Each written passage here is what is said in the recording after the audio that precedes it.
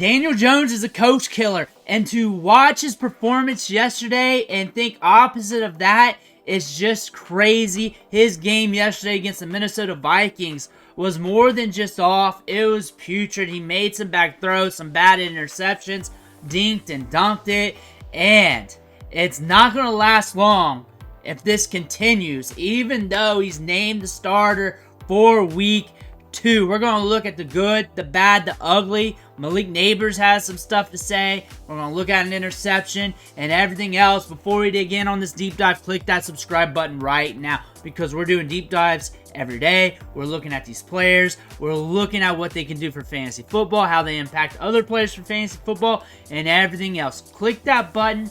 Stop missing out. But Malik Nabers is not happy about this. Not happy at all. You can tell in the interview. Just watch it roll. Did you feel that he didn't look for you as much as you would have expected?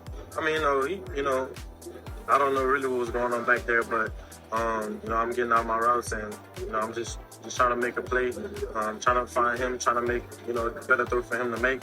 I was just doing my job.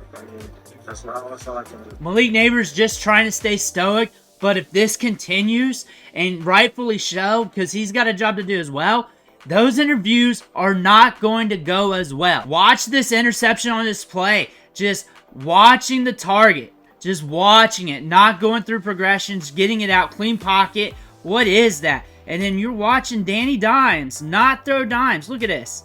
Look at this. Everything's clean right here. Look at what he's seeing. We're just going to let it rip. Even before he dropped the ball back. Look.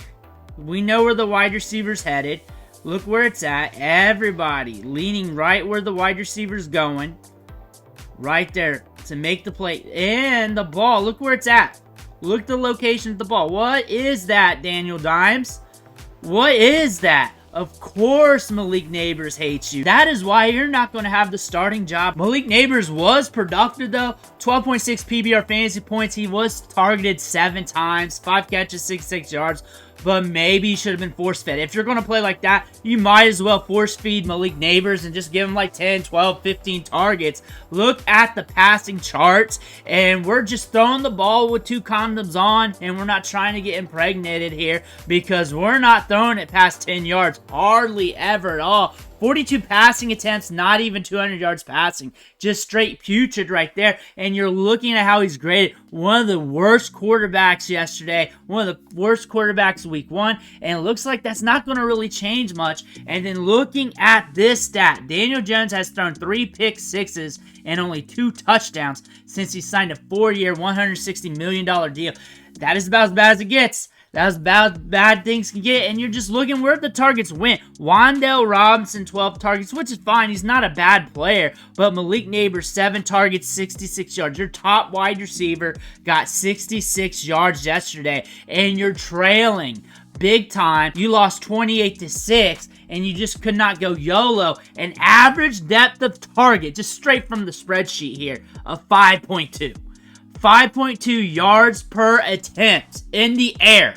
Not just yards per target, yards in the air, 5.2. Next gen stats, the blitz, you're thinking maybe he's getting pressured. Average separation for wide receivers, 4.4, which is higher than what he's seen throughout his career. Average, 4.4, looking good. Blitz pickup, average among quarterbacks in the NFL yesterday. So it wasn't like he was going against the steel curtain, the doomsday defense, or anything like that. Next gen stats had the passing defense rated 22nd overall among defenses for the Vikings, and now he will be the starter going into week 2. Just a coach killer, like I said. And now you're looking at the schedule. It ain't really getting better going forward. The Browns will probably shut him down very bad. Dallas, we saw what he did to Watson. Even though Watson hung himself out to dry, Seattle can slow you down. It's just going to be a very ugly season